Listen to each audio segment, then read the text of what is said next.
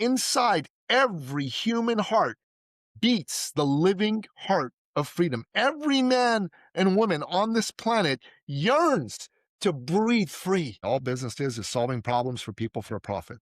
Problems, people, profit. And, he said, your job is to believe in people because most people need someone to believe in them, you, me, everybody.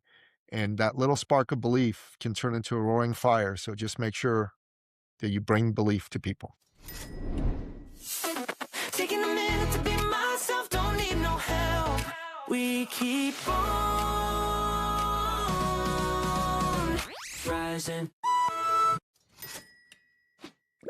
Welcome back to the show, everyone. Thank you for listening. Today, we are unlocking something that really sits at the intersection of identity, of entrepreneurship, and what it truly means to participate in commerce. This show is all about unlocking commerce so that it flows into communities. And my guest, Nicky Billou, today has crossed oceans, literally climbed mountains, literally and figuratively. And you have helped hundreds of people break through the invisible walls that keep them small. And this is a conversation I'm really excited to have about the free mind, the successful mind, and what it costs us when we never unlock it, Nicky. So thank you for being on the show with me today. And I am really looking forward to the conversation with you. Connie, thanks for having me. It's an honor to be here. Looking forward to getting into it with you. Oh, thank you. I want to get into the backstory. I want the audience and my listeners to really connect with who is this person really and why are you on the show? And I really want them to understand the mission that you've come from and what you're trying to achieve. So before we get into the work that you do, can we start where all real commerce starts and with you as a person? Can you take us back to the beginning where you are from, what you left behind? And what you were really seeking when you came to this country? Sure. Actually, as you alluded to, I'm originally an immigrant from the Middle East. I'm a Christian from Iran. And back in 1978, the Islamic Revolution took place in Iran, and the modern, pro-Western, progressive, fast-growing government of the late Shah of Iran, Mohammad Reza Pahlavi, was overthrown and replaced with a repressive, theocratic, Nazi-like dictatorship of the Islamic Republic. And there were literally gun battles going on in the streets near my home. So my mom and dad were freaking out. I don't know, Connie, if you've got kids or if you don't, I maybe do. you've been a kid yourself, you do have kids. So you can certainly understand freaking out about your kid's safety and relate to Yes. that. And their freak out factor went up 1,000-fold when one day there was this loud crash through our living room window. Glass shards flew everywhere. And boom, this object landed next to my feet. Now I'm 11. I don't know what the heck it is. It was a Right. Molotov cocktail, right? A bottle full of gasoline with a burning wick on it. My dad knew what it was, grabbed it, pulled out the burning wick so it didn't explode. Otherwise, I wouldn't be around to be having this conversation with you. And at that Right. moment, they said to themselves, that's it. We can't stay here anymore. This isn't a place to raise a Christian family or any family. So they made a plan to get us out of Iran and move us from Iran to the West. So we lived in Tehran, which is the capital city of Iran, and in the news lately because it's being hit by a lot of bombing runs and strikes. And Yes. we flew to Athens, Greece, initially, which is the capital city of Greece. But the folks in Greece, they're lovely people, they didn't want us there. So they were constantly trying to get us gone. So we applied for landed immigrant status in Canada. And there's a certain process and policy to do that, and they accepted us. And so we moved to where I now live, which is Toronto, Canada. Now, you got to get, I was a kid when all this happened. I was from 11 to 15. 11 when the revolution started, 15 just about by the time I landed in Canada. I didn't want to leave my home or my friends. Connie, maybe you can relate. Not wanting to leave your home, not wanting to leave your friends. You know, maybe your kids even tell you that. I want to be with my friends, mom. I want to be with my friends, mom, all the time. And, that was us. That was me. But time goes on.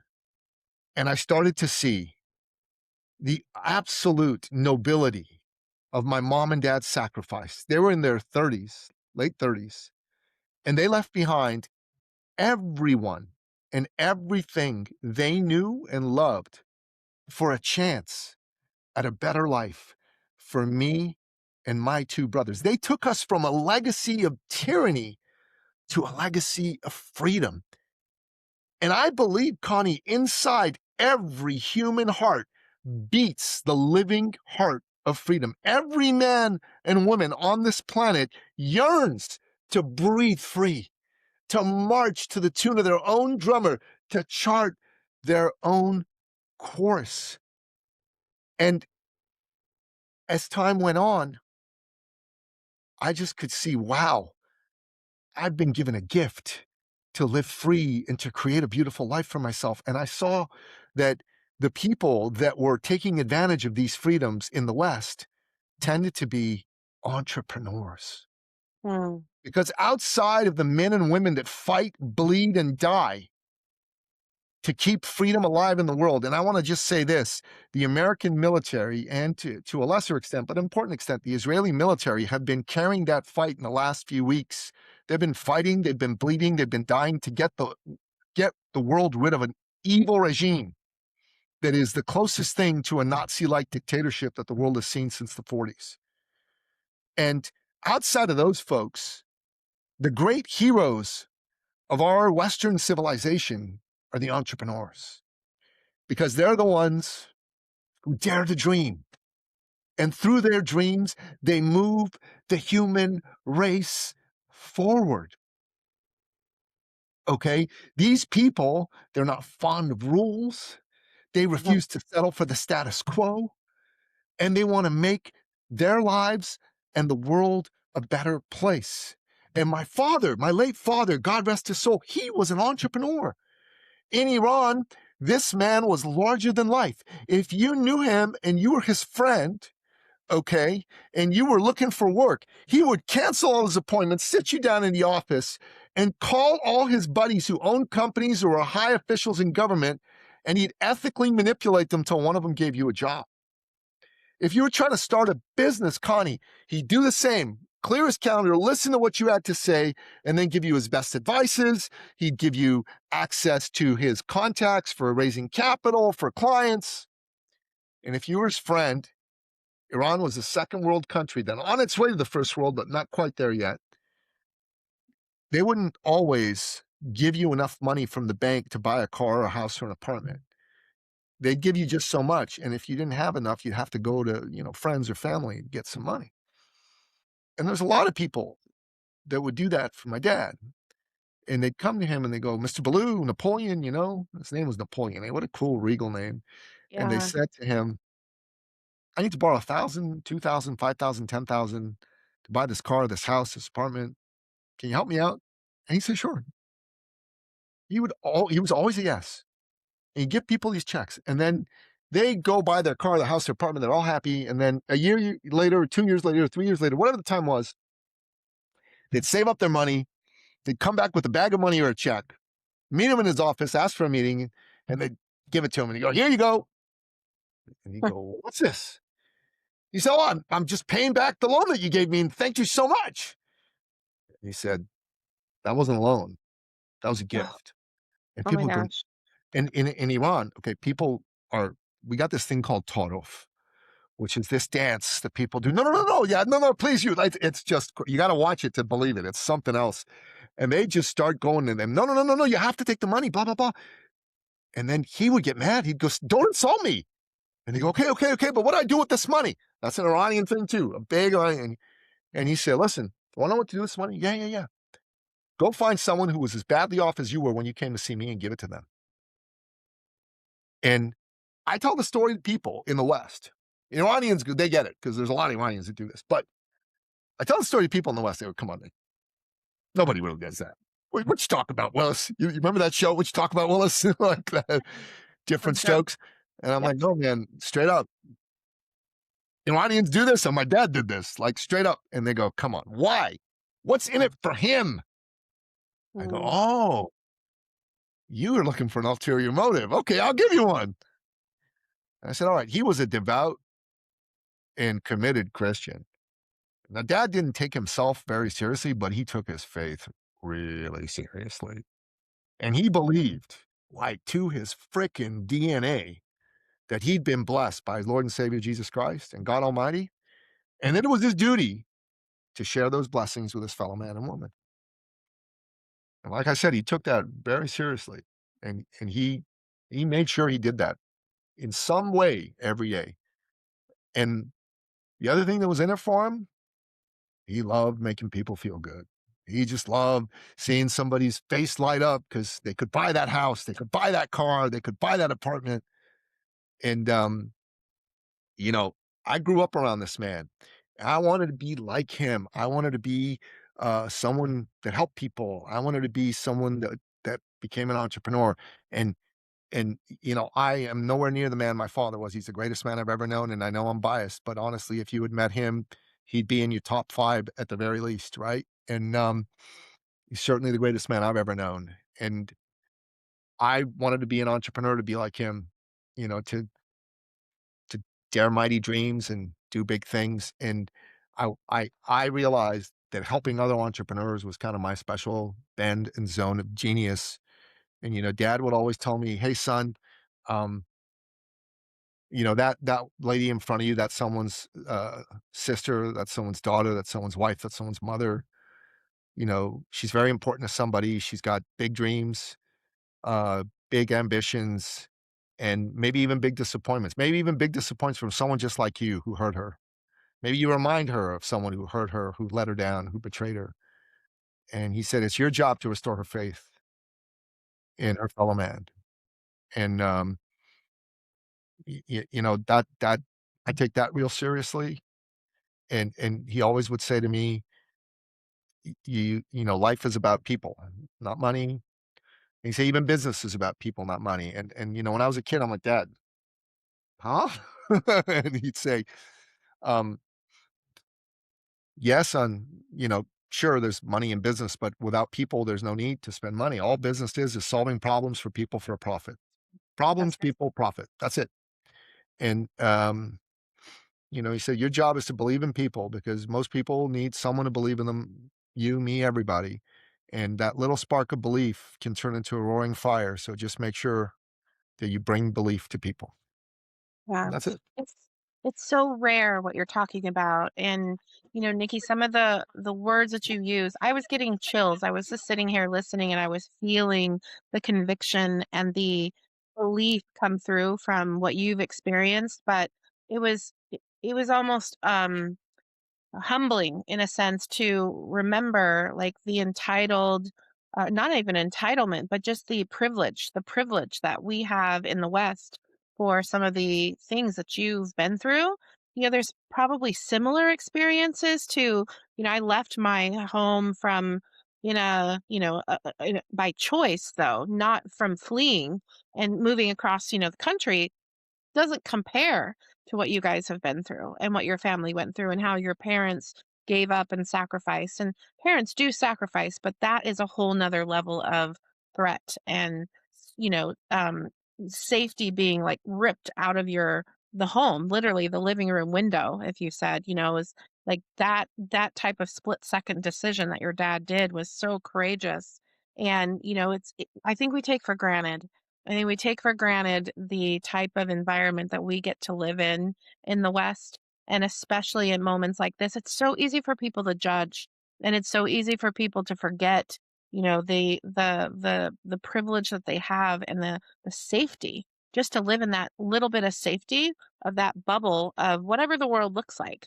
So I'm actually really, really moved that you shared those types of details so emphatically because I think we need to remind ourselves of just how, blessed we are, just how, good we have it in certain areas of the world compared to others. And it really restores that sense of humanity. And that's so important in our day-to-day life as we kind of lean into some of the really big dynamics that are starting to happen between countries right now. So I'm glad that you raised that. I do want to lead into this core philosophy now of your beliefs that you really stated of it, helping people, lifting people up, giving them that sense of somebody else sees me, because I think a lot of people are dealing with really deep mental health challenges. We've got a loneliness epidemic. We have a lot of disconnected individuals and families that have been really pulled apart lately because of some of the political changes that are going on between countries. And it is a people game. I actually love that because we get so lost in data.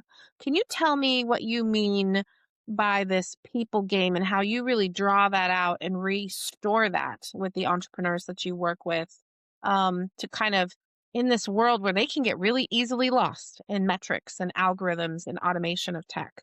And can you talk a little Yeah. bit more about this people game and how you do that with your entrepreneurs that you work with? Sure. Well, let me share a couple stories with you. Um, Please do. I love them. I love so them. yeah, stories. Facts tell, stories sell, as they say. That's right.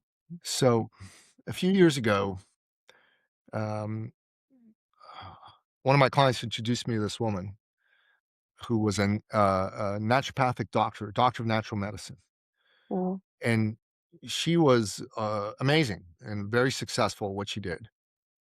But she was going through a hard time. You see, her father was dying of mm, glioblastoma, brain cancer, and she was daddy's girl, you know? Um, she loved her father, like, worshiped her father, and he had been a larger than life successful man, and there was nothing she could do to help him. The cancer was eating his brain and killing him, I mean, in a nutshell. But she wanted to honor him, and the way she decided to honor him was to show him, "See, daddy, you raised me right, and I've made it. I'm a successful entrepreneur." She was already doing 6 figures a year, but she wanted to do 7 figures a year, because to her, that represented, like, her daddy did his job. And a few months into us working with her, he died, and I went to his mm, wake, and, it was awful. Um, so when we started working with her, the first thing she said to us was, "Well, how do I do this?" And I said, "Well, let's take a look at your business." And I said, "Who do you help?" And she said, "Well, look, I'm a naturopathic doctor. I can help anybody with any health problem." And there's so many good people out there who just want to help people. You know what I mean, Connie? They just want to help mm, people. The problem is that when you put yourself out there in that fashion, nobody really sees why they should work with you. If you try to be all things to all people, there's no special sauce that attracts them to go, "This is the right person to help me," right? And so I told her that, and she says, "So how do I turn this around?" So I created this model called the ideal client model, trademarked, right? And it's a Venn diagram, 3 circles, and the first circle was, um, who are the people that you've gotten the best results for? And I had her make a list of all those people. And the second circle was, who are the people you love working with the most?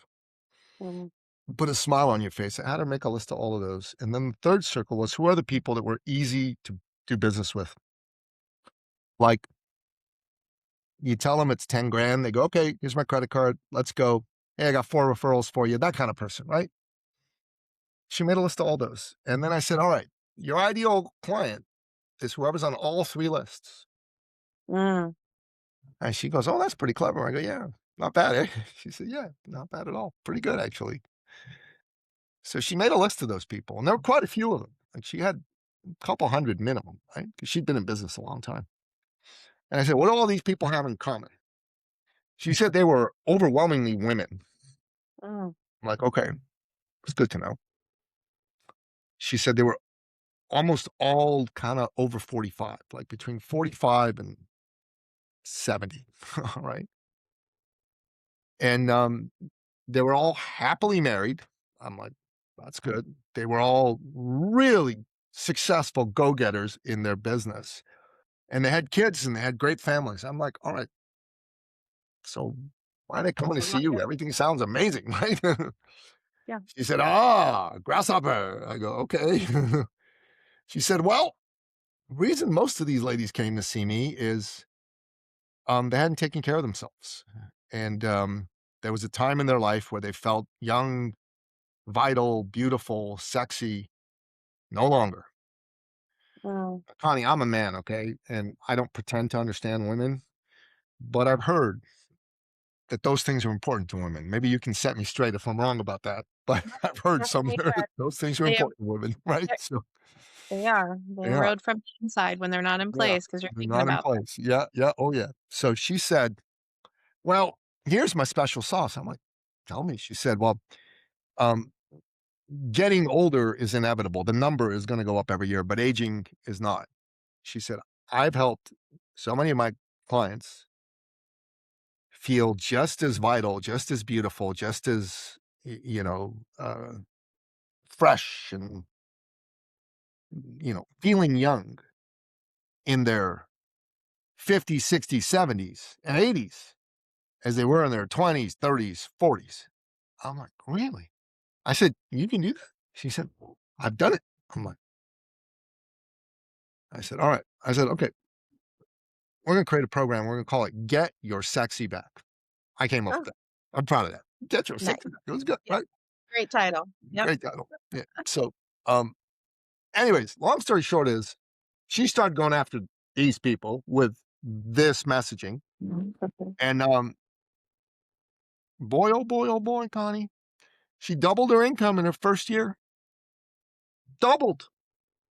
Because And she zeroed in.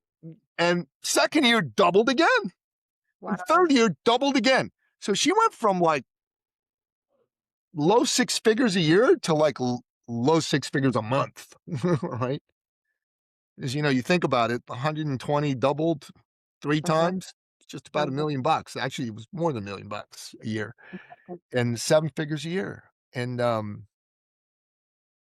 people go to me. So how did you help her? I said, well, first of all, like we believed in her. We loved on her. I work with my sweetheart, Teresa, right? So we're couplepreneur, I guess. And, um, we really like are into loving on people. So we loved on her. And as a result of that, she felt that love and that Yeah. little spark of belief helped her believe in herself. And the rest of it, she already had in her. Like, it's not like I gave her something she didn't have. And at the end of the day, yeah, you got to narrow your focus, right?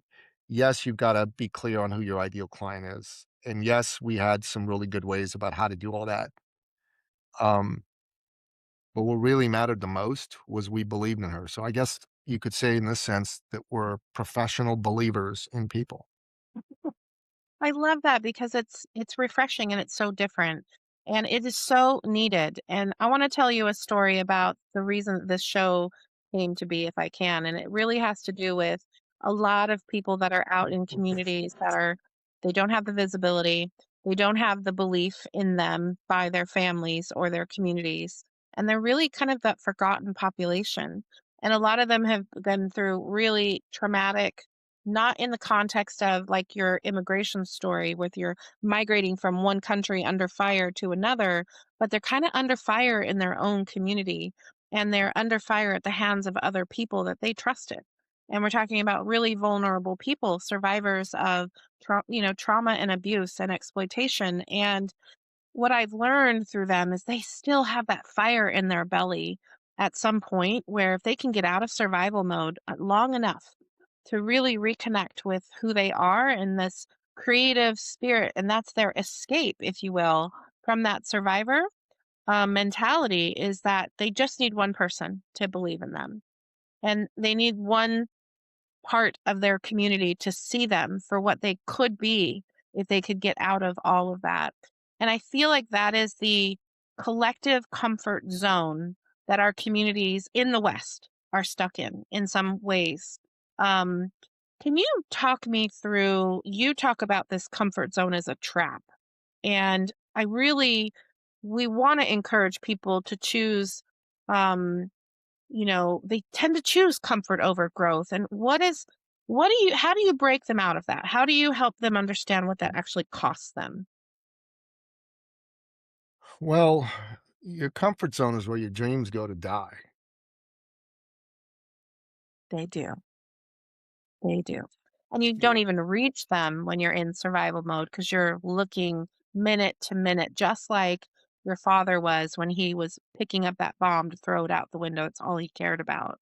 But at some point, they get a breathing moment. So, what can we say? What as communities can we do to help them find that inspiration again?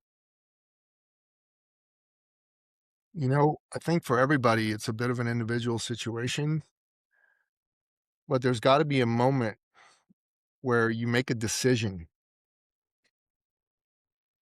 right? You can't be kicking life's tires. You got to buy the car of life.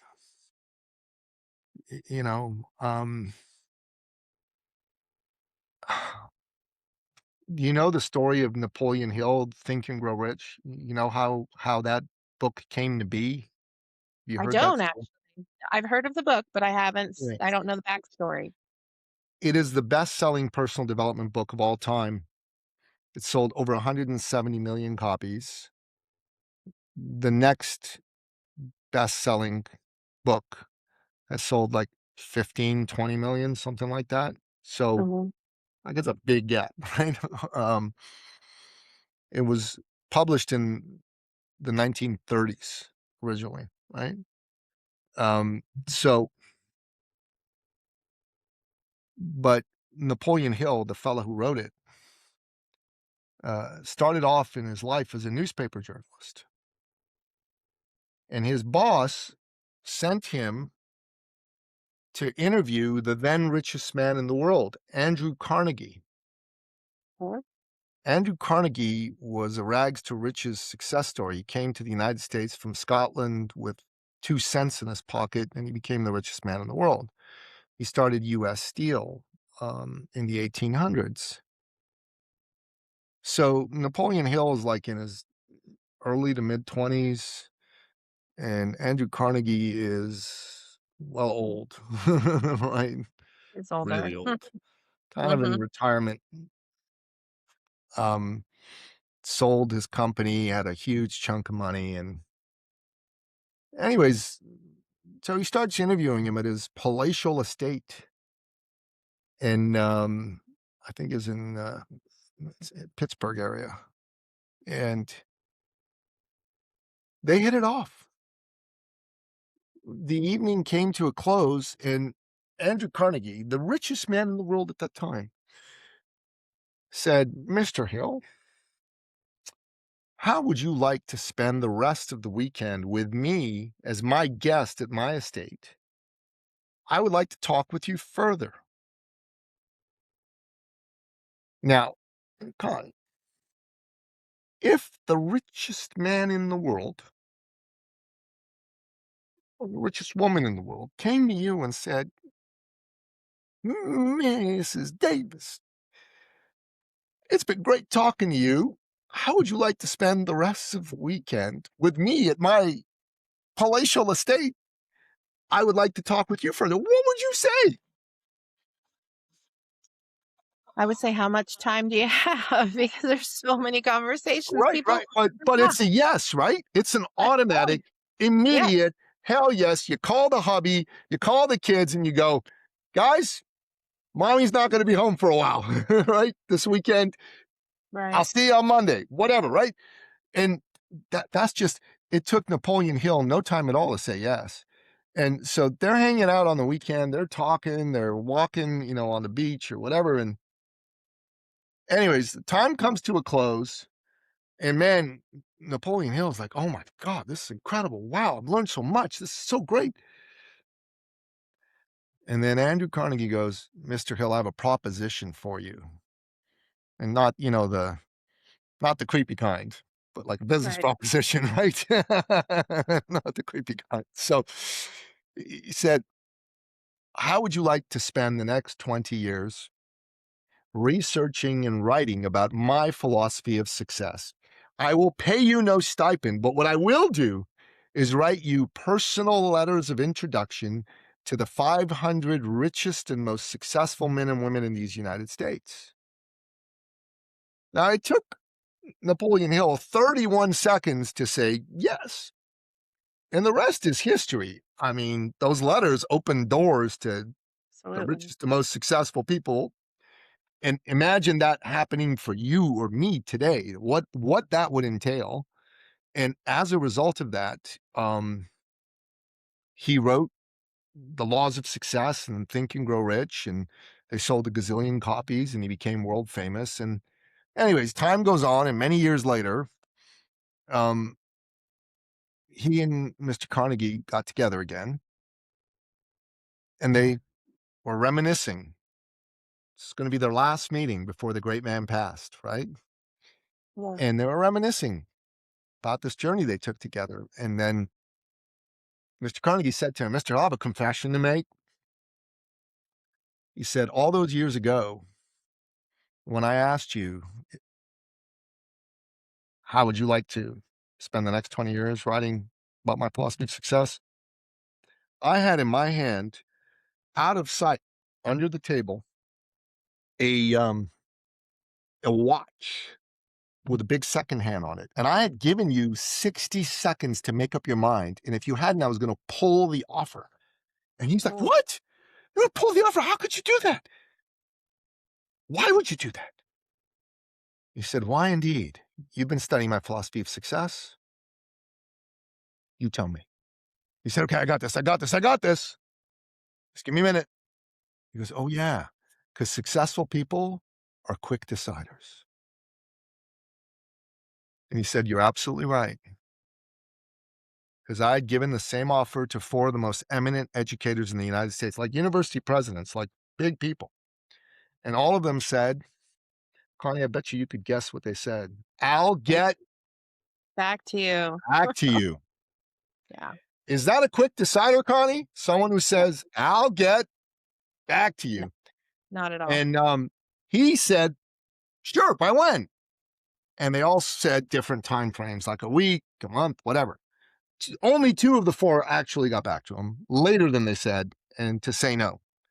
And he realized that he was with the wrong people.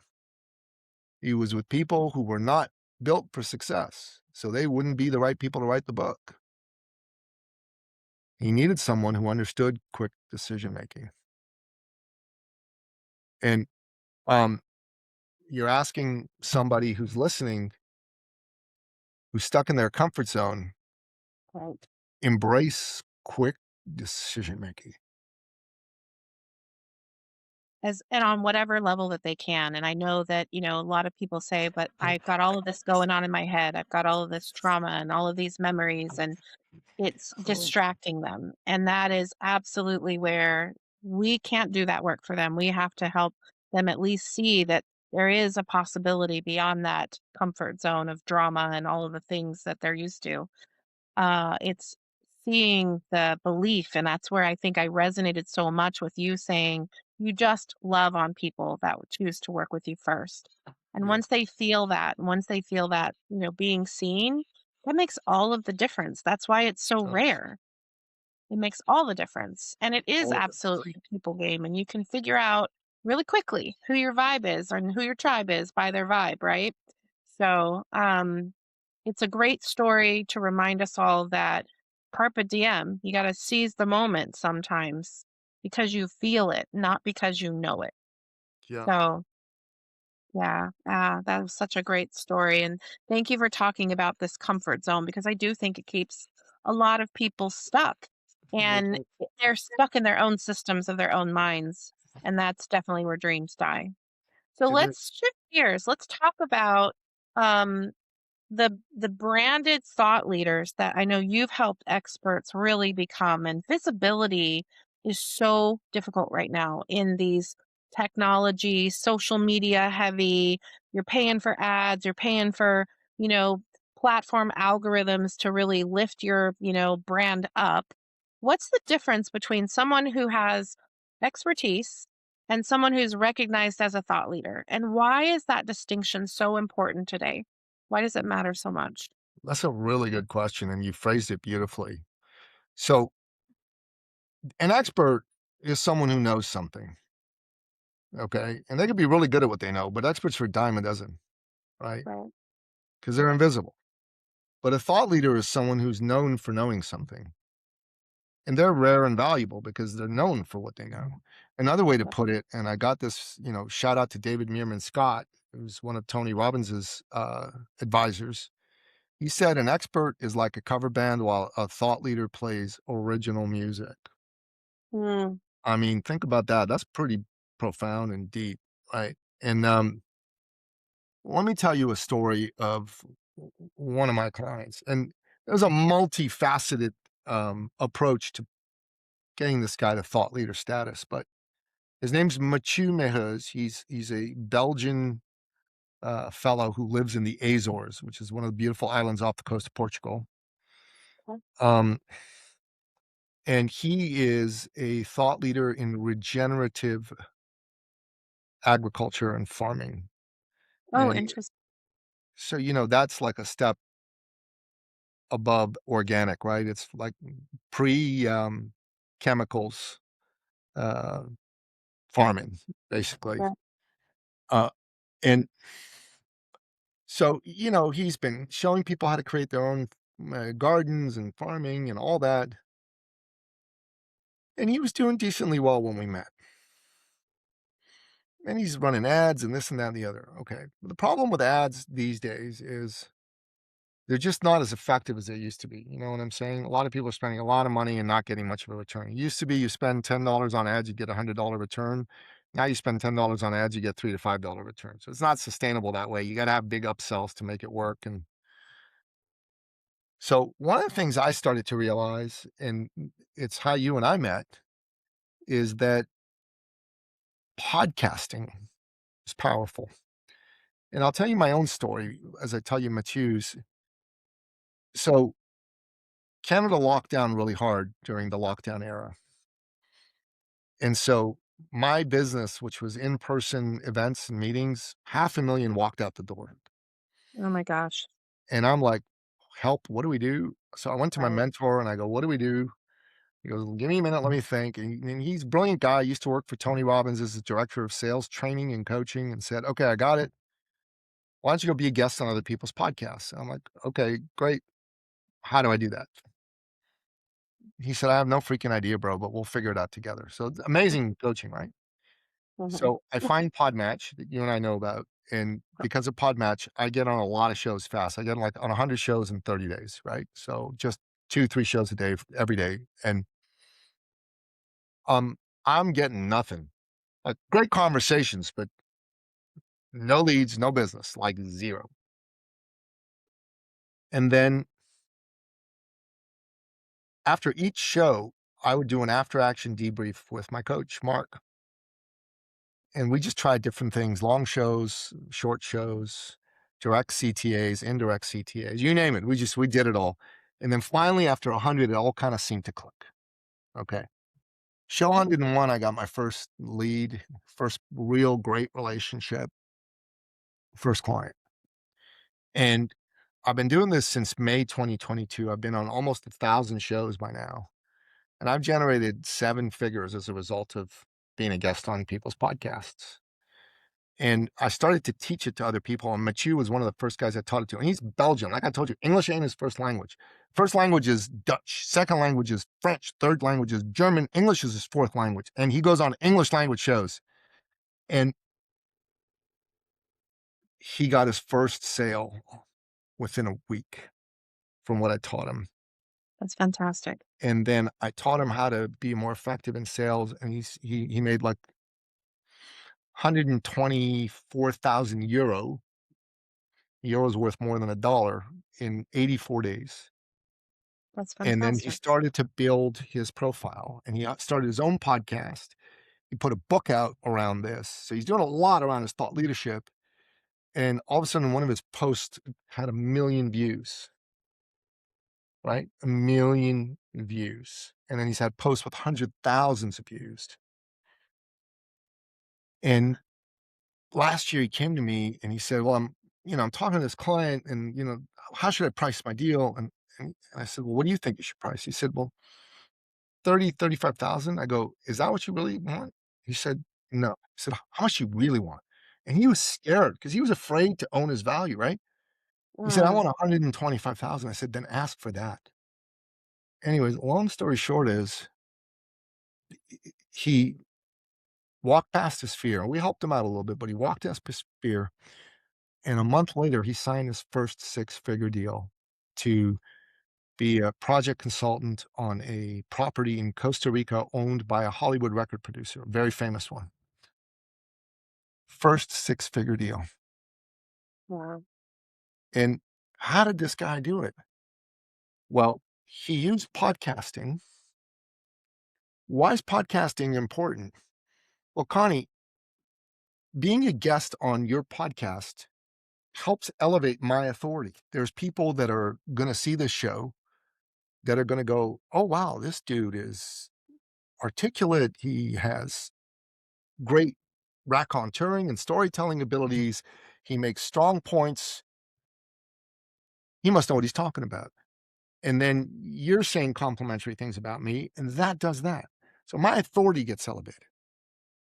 Second thing that happens is, Connie, you and I, we've spent 41 minutes together right now so far. I, I gotta believe that you're feeling what I'm feeling, which is a bit of a connection. Like you and I are like, wow, we think alike. You know, I like Connie. Connie likes me.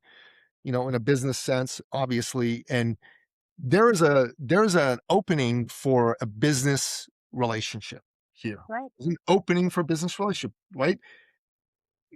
Me responding to your ad or you responding to mine, the same opening wouldn't be there. Would you happen to agree with that? Yeah, that's more cold. That's not as warm. And we aren't spending that much time together. E- exactly. Same Yep. opening isn't there. But right now, at the end of this conversation, I'm hoping we'll have a couple of minutes and I'm going to go, "Hey, Connie, tell me about you. You've been asking me all about me. Tell me about you." Right. And you're going to tell me about you. And, you know, maybe we'll do business together. Maybe we'll collaborate on something together. Maybe we'll cross refer to each other. Maybe Right. we'll, I don't know, get on a panel together. Maybe you'll tell me, "Nicky, there's this event that I'm a part of, or I'm running, or I'm just going to attend. Come join us. I think you'd be great." Or I'll do it. Like, you know what I'm saying? I do. Possibility has been created because of this conversation. And thought leadership, how do I become known? I become known by you, the host of this show, and by your audience. That's how my thought leadership grows, and that's how my business opportunities grow. And Machu over here did a six-figure freaking deal because of this. Now, if someone's listening to this and they're going, "Well, I'd like to do a six-figure deal," well, it's possible. You could do a six-figure deal. You could 100% do a six-figure deal. Okay. But you need to be in an environment that makes that possible. And the environment is what we talk a lot about is mixing up your social capital, and you have to mix that up. And I think that goes back to the comfort zone. It goes back to the same minded, this mindset that people get stuck in. And yet they're yearning. We can tell that they're yearning to go do something different. They could be employed and yearning to start a business. They could have a bright idea, but not brave enough to self advocate inside of their business and go talk to their boss. I mean, we see all kinds of these types of, I call them dimensions of stuckness. There's different dimensions where people get stuck and they get locked up in their own mindset that keeps them from exchanging their value with another person. You and I are having commerce interactions right here. We And are. this is why I do this work. This is why the podcasting, I completely agree with you. I think that it's an underrepresented form of exchanging presence and just being present with one another and to listen. And when we open those up and we're not just so busy task, oriented, do this, run to the meeting, run to the next, client interaction, we have to stop and pause. We got to embrace the pause more. So, Embrace the pause. I like that. Yeah.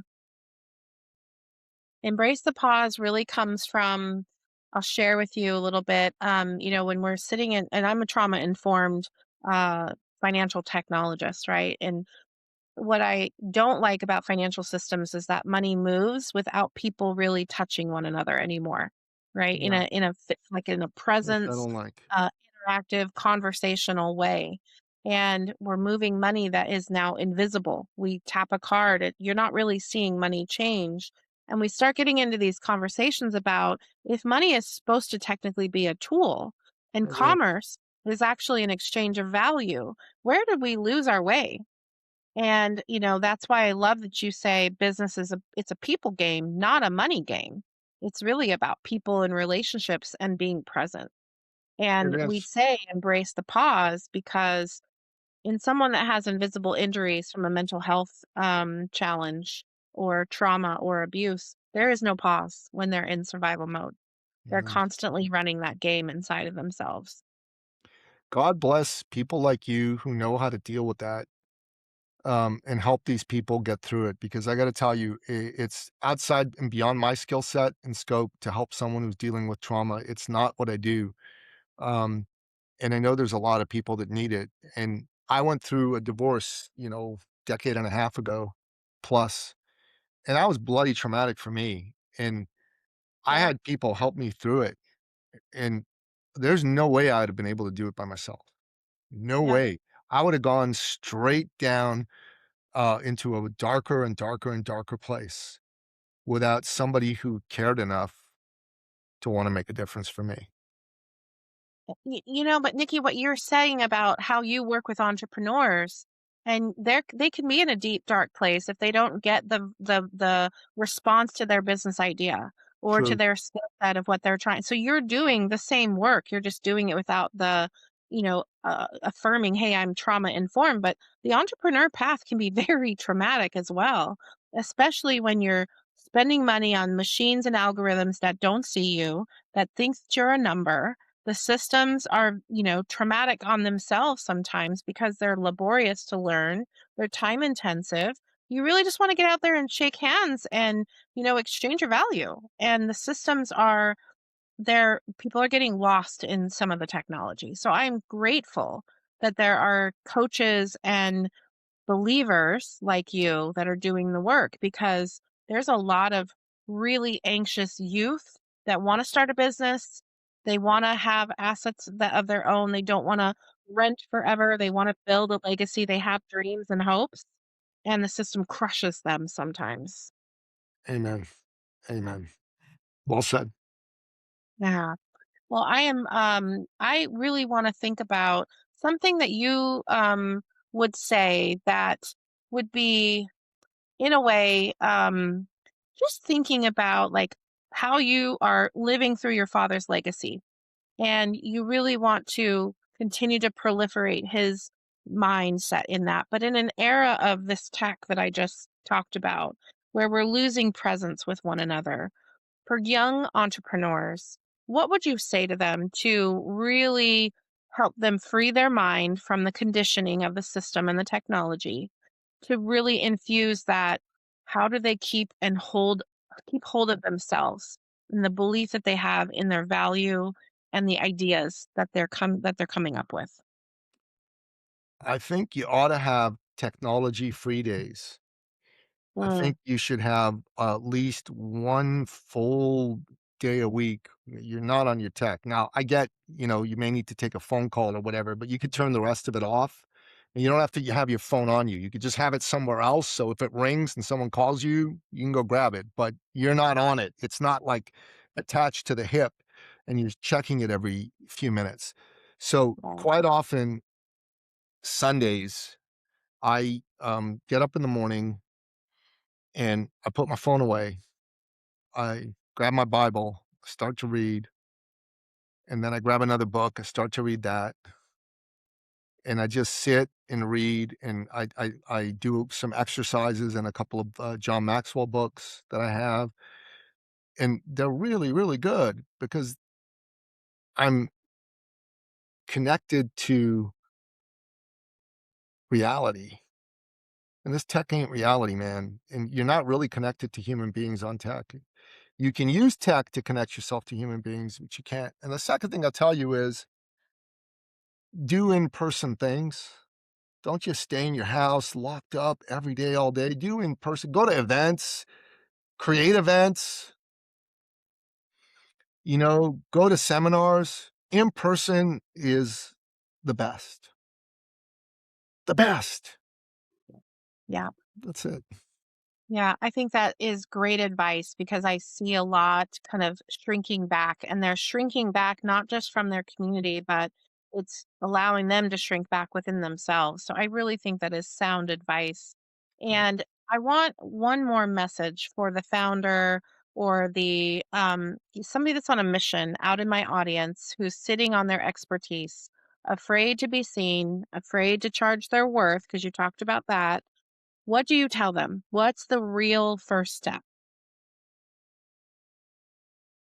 So what you need, I think, is you need somebody to help guide you. And I just want to offer this to anybody here. I'll give you 45 minutes of my time for free to listen to what you have to say and to give you a blueprint for how to go forward. And I'll be straight with you because people are thinking, okay, so this is your kind of your sales process. Yeah, it is my sales process, 100%. But I don't even make offers to half the people I talk to because it's not a fit, doesn't serve them, doesn't serve me. But come have that conversation with me if you truly want to break free from this little prison you put yourself inside of. You know, meeting me and people like me, like Connie, could be a game changer for you. You're one new relationship away from a complete and comprehensive transformation in the trajectory of your life and your business. You're one new relationship away. And today could be the lucky day that you get to meet Nicky Billou or Connie Davis. Take advantage of it. So my link is ecircleacademy.com/appointment. So if you want to put that in the show notes, Connie, that's Well, my advice. Get on my calendar. we will. I love that. And guys, as you're listening to this, and I can't echo what Nikki just said, and we all have these types of ways to contact us. And these shows, notes matter. And this is why I do this work. This is why I believe that when we unlock the mind, we unlock the exchange. And the exchange of value is what comes through these commercial interactions. And we have to put ourselves out there. So to do what was always meant to be. It's not a transaction. It starts with a relationship. So Nikki, thank you for being that proof of concept today. This was exactly what I wanted the conversation to be today, to really talk about how we unlock voices, we start unlocking relationships so that we can exchange our values freely in the communities around us. Because it's a very blessed place to be when we're able to do that safely. And it was such an honor to have you on the show. So thank you for being here. Thanks for having me. You're awesome. God bless you. Thank you. God bless you as well. Thank you for listening to Unlocking Commerce and Business. If this conversation resonated, here's what you can do. Subscribe for weekly conversations with survivors, innovators, and change makers, building regenerative alternatives to extractive commerce. Share this episode with collaborators, partners, funders, and change makers in your network. The people ready for restorative commerce need to hear these voices. Drop a comment below. Tell us what patterns you're recognizing or what solutions you're building. We read every one. Commerce is everywhere, and healing extraction patterns inside our communities creates regenerative commerce outside. Like a lighthouse, we're here, exploring and cutting through fog, pointing toward what works. Welcome to the era of restorative commerce. Until next time, explore courageously, build sovereignly. You are the source and store of value. This is Connie Davis signing off. Thank you for being here.